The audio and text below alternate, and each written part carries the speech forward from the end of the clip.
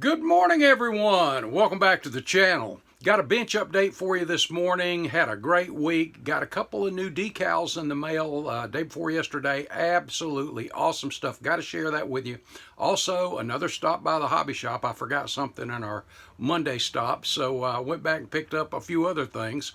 And a new tool, and you guys know how I love hobby tools. Well, I love all tools, but a new tool I want to share with you. And I'm going to share with you the cover of the issue number 9 of Auto Modeler magazine, give you a little preview of what's to come, and possibly a new social media presence for Hobby Dude. So let's get into it.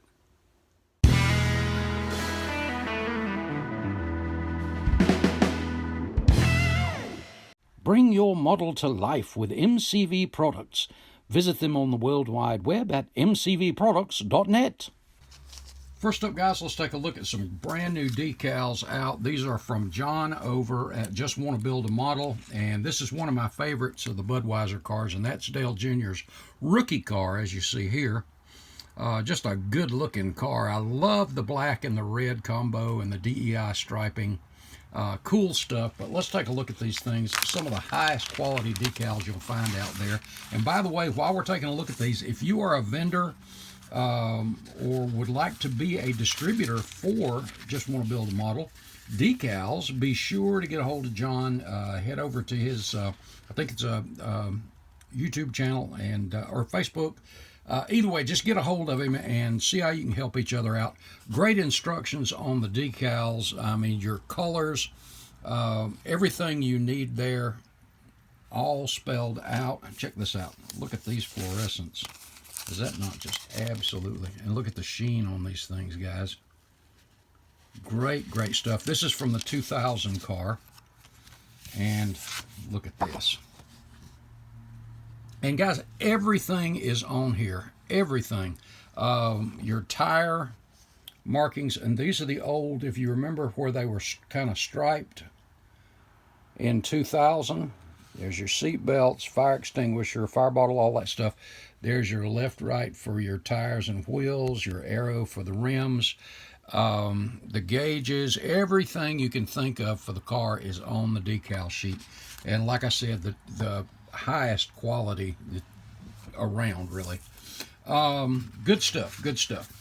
Next up is a car that even though I wasn't a real big Ford guy, I got to admit this was one of my cars that I liked as far as the paint schemes go, and that is the Sharpie Taurus, and this is from '04. But check that out. That black with the gold, accents is just. It's hard to beat that.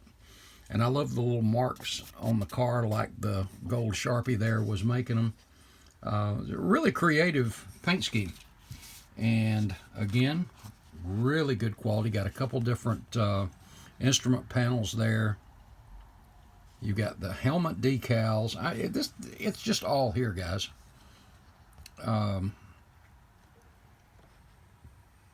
Great looking decals.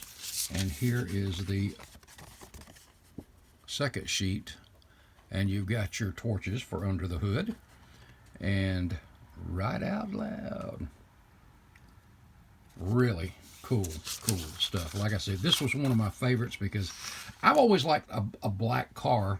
Yes, it shows up every little flaw, but my uncle's drag car was black. My dad's, well, both of his drag cars were black. My dad's 39 little racer was black. So I always loved those black cars. Had a little something in my heart for those.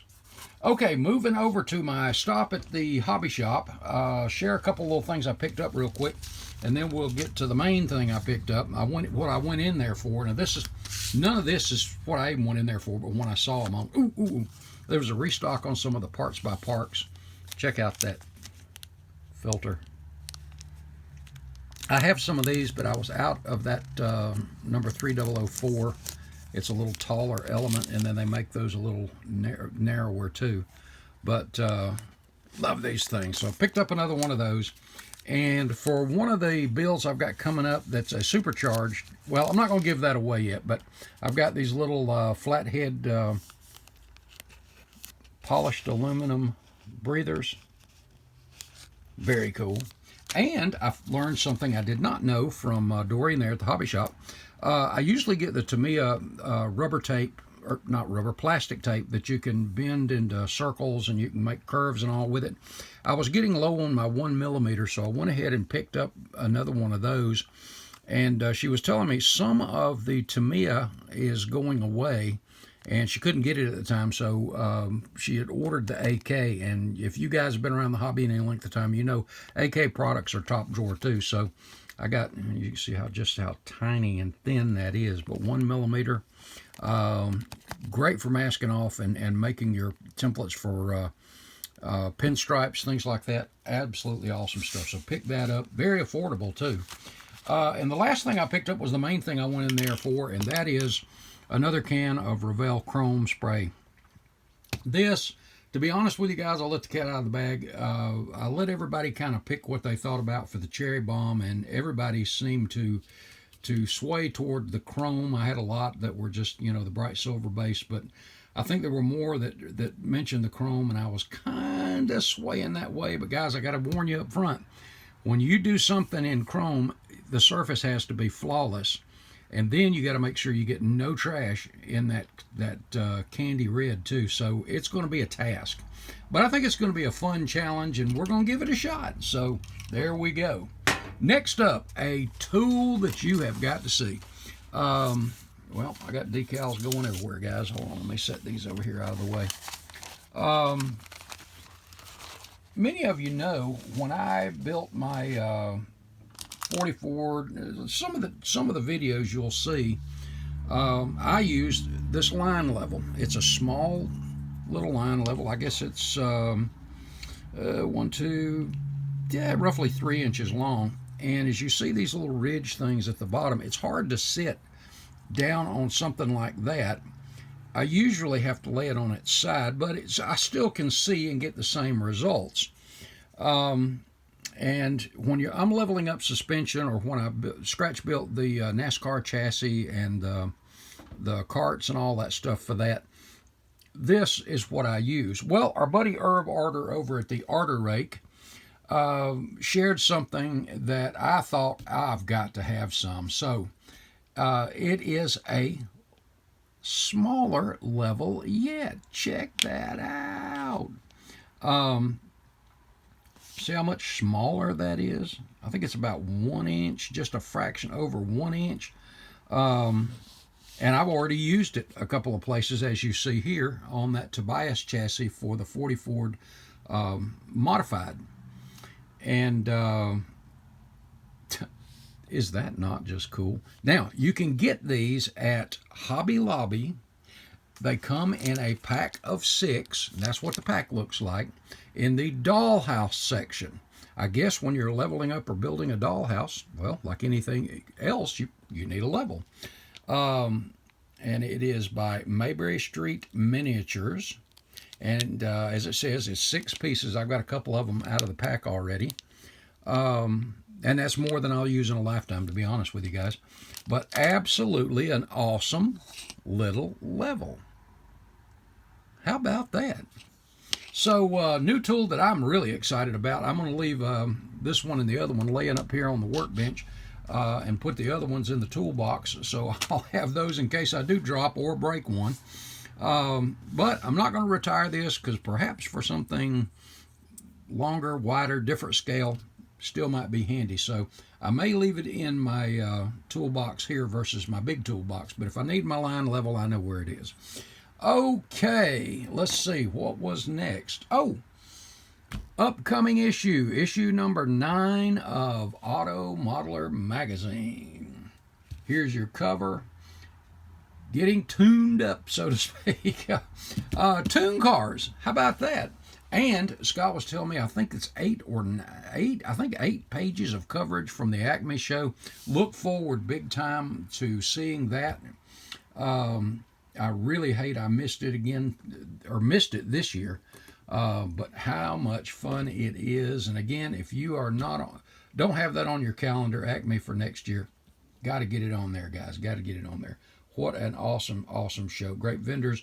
Fellowship is always off the hook. Now, let me turn the camera back around and I'll share with you something social media wise I have in mind. Okay, guys, from time to time I am asked for copies of my research photos as well as some of my in progress build photos. And I don't have a problem sharing that stuff, but someone suggested recently that if I did a Facebook page, I could post some of those on there where people could just pull them right off of that.